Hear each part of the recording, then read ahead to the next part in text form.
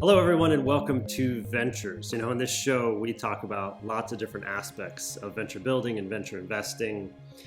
And these days, how you deal with data, how you evaluate data, how you surface data so that as a founder, when you're growing a company, you have the appropriate data to make decisions for how to steer your company. And it's very common for that data, especially in an early growing startup, to be all over the place, to be very haphazardly put together. And that is a very inefficient way to go about building a company. So in this episode, we pull a clip from episode 37 with Kelly Jo Horton. She is a marketing operations expert. And I ask a number of questions about basically how should early founder teams be thinking about marketing operations. And I think she does a really great job always bringing it back to it's important to have an expert in the early season of your company help you set things up, because migrating later is a huge pain. And even if you don't have the cash to hire somebody, finding some kind of early advisor or co-founder that knows what they're doing, who is running the ship with regard to your marketing operations and surfacing your data is important. Because in any startup or any business, right, you have growth and you have your product. Well, if your growth part of your operations isn't in a place where it can surface the data, so you know how to steer the ship and you know how to bring the appropriate data back to your product team, then you're going to run into serious problems, and that's going to have all kinds of implications that are going to hinder your growth. So if you are watching this episode, you can also listen anywhere that you get your podcast. You can just search for Ventures. And if you're listening, you can also watch by visiting wclittle.com, and there you'll see more extensive show notes, the things that we talk about today. So with that, please enjoy this clip from episode 37 with Saul Cates and Kelly Jo Horton.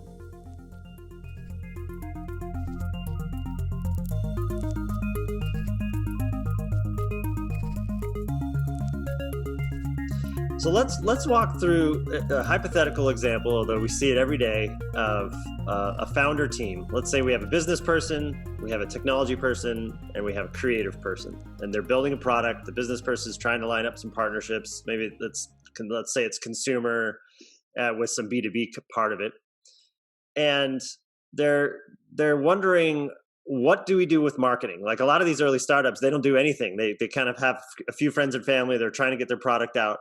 But what we see is they're missing fundamental, foundational architectures with regard to surfacing the right data and setting themselves up for success. Right out of the gate, what advice do you have for that founder team in terms of setting themselves up to be able to scale and learn the right things from their data? Invest in a good person. I cannot tell you how many startups I've seen where the CFO is running Salesforce, their CRM. Yeah.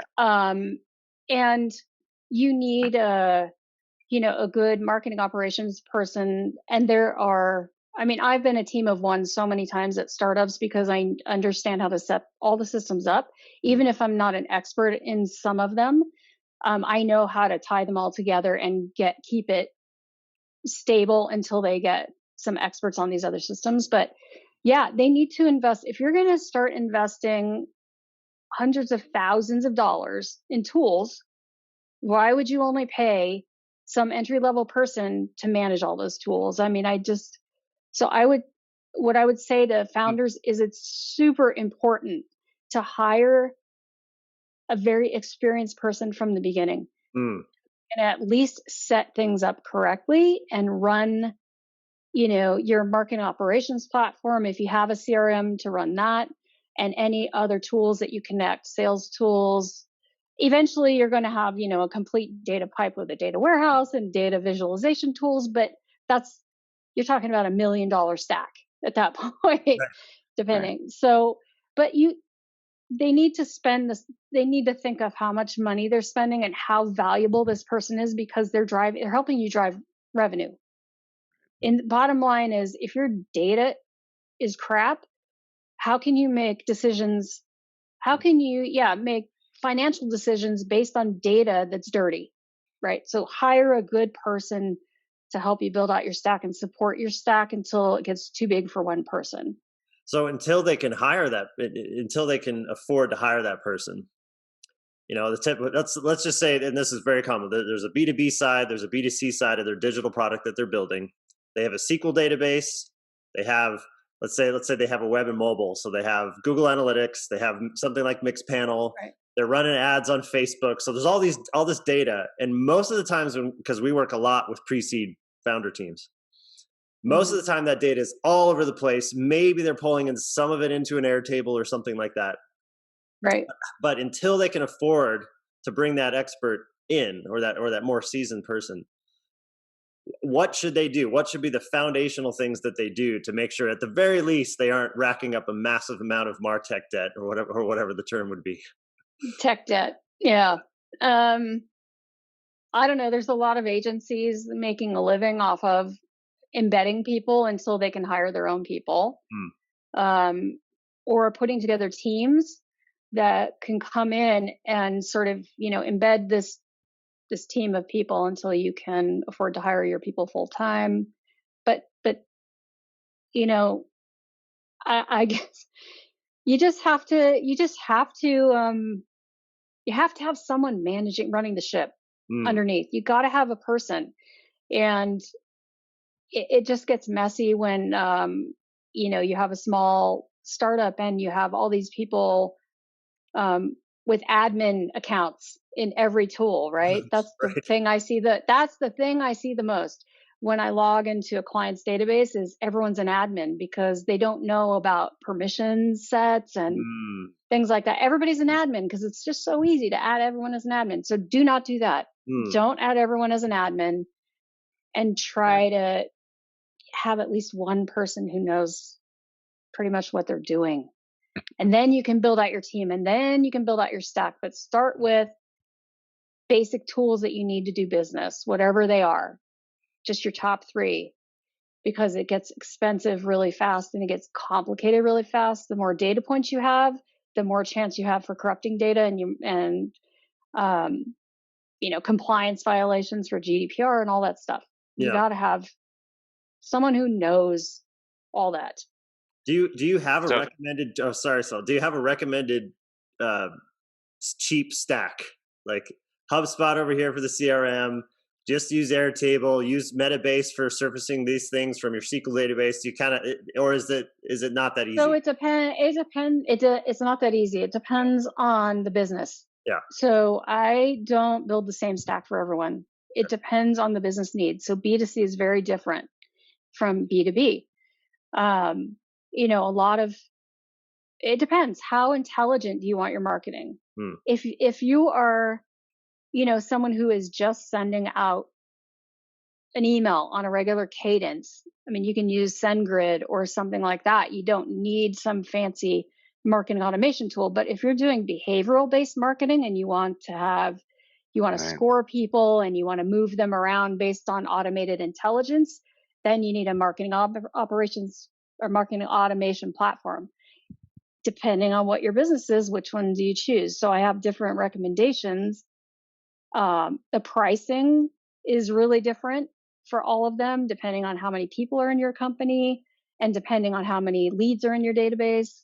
So it depends on, what your core needs are, what I would recommend for somebody. It's never the same across the map, ever. But basically, you need some way to send email. You need some way, to do sales, whether that's a CRM or not. I've worked for companies that don't even have a CRM. They have some other method. You need, eventually you're going to be needing a data warehouse because you want to be able to visualize all of your data, and you can't do it with a data warehouse collecting it all. But I have my go-to fantasy stacks of a CDP, a data warehouse, a data pipe, and the market automation and CRM platforms and all the tools that connect, and of course a tool like Looker or Tableau to visualize it all. But it's different. For me, I look at the way a company sells. So because it has to do with the way you market, the way you sell your product, the way you retain your customers, what you recommend. It's not the same. There's no one right answer for everyone. Yeah. Yeah. Sorry, Saul, I cut you off earlier. Yeah. No, I was just saying, it sounds like, I was trying to lead it towards, is there not a tool for all of this that we could just all slap together and call it a day and walk away and make a business about it or something? Doesn't sound like it's No, that easy. It's a very no, complex but you do situation, make right? you make a decision though. Do you go with a cloud, like a cloud vendor that has everything, or do you Sure. build best of breed in your stack and have the best everything is from a vendor that is focused on doing something really, really well. So a lot of new companies tend to go with the cloud option, because it's cheaper. Of course, if you get Salesforce, they're going to want to throw in Pardot for free or something like that, right? So they'll try to keep you in their cloud system of marketing tools and sales tools, which is generally cheaper, but it's usually not the best option at all.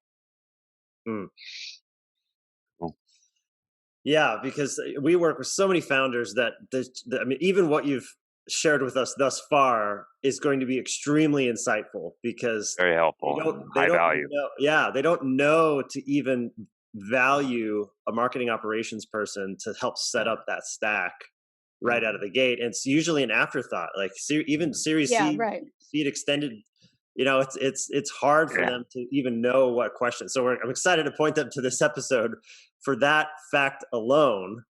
But I'm interested to dive into that stack, right? I think you said if your dream stacks, let's just pick one, because even all the terms you just said there, most people don't know what those terms are. So how about I give you a hypothetical, because I would love to have one, because I'm also looking at this from an industrial side, right? Because quite often, even big conglomerates like Thales and big tech giants out there, we also struggle with this, right? Because we're used to an engine around us versus very focused on, this is a new market, for example. We need to maybe look at this differently, right? And the tool stack and all that. So I would love to think about like a B2B or B2B2B type situation. What kind of dream stack would you want? Because I think for me and what I see in the world is there's going to be a lot more coordination and collaboration that has to happen beyond one or two parties in the near future, and understanding what that dream stack would be really helpful. I mean, is it high price to enter, or is it just we need a new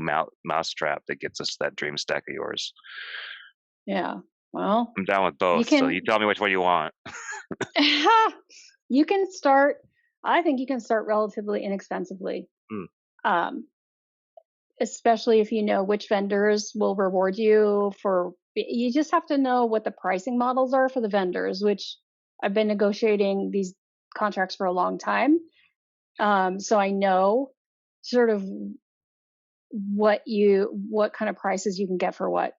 And just full disclosure, I used to work for Marketo, which is a big marketing automations platform, but I've also used HubSpot. I've used Pardot. I've used Eloqua. I mean, I've used and Acton, because I was writing their API documentation when I was consulting. So, you can get in pretty, inexpensively if you're a small company. Let's say you're under 100 people, because sometimes that's the cutoff for some of these vendors. Sometimes it's not by the number of seats you have, it's by how big is your company and do they consider you an SMB or an enterprise. Once you're enterprise, forget it. They're going to charge you whatever they want. Depending on how badly they want your logo. If they want your logo, then you might get a really good deal. But yeah, my basic minimal, best startup stack is, either going, depending on if you're B2B, HubSpot or Marketo. The last company I was at, and migrated them from HubSpot to Marketo. They had started with HubSpot, but they had outgrown it. So it depends on how sophisticated your marketing is going to be. If it's going to be sophisticated, you need to go with a more sophisticated platform. And you also need to look at what native integrations exist between these platforms. I was working for an e-commerce we had an e-commerce side. HubSpot has like a native integration with Shopify, right? Marketo does not. So I had to build the integration through middleware once we migrated over. So what's important to you? Is it, do you want native integrations to B2C type tools? Then pick a marketing operations platform that supports that natively. But if you're a B2B company, you're going to want something that's something much more robust and scalable and customizable, in my opinion. So you would go with something you're not going to outgrow in the long term, because it's a pain to migrate. Yeah. Once you build up a big stack and you've got millions of records, it's a pain to migrate all of that to a new platform. So you got to kind of make a wise choice in the beginning.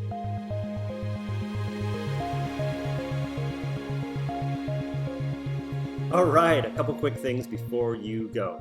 Number one, I have a general newsletter where I write about technology and startups and health science and teaching people to code.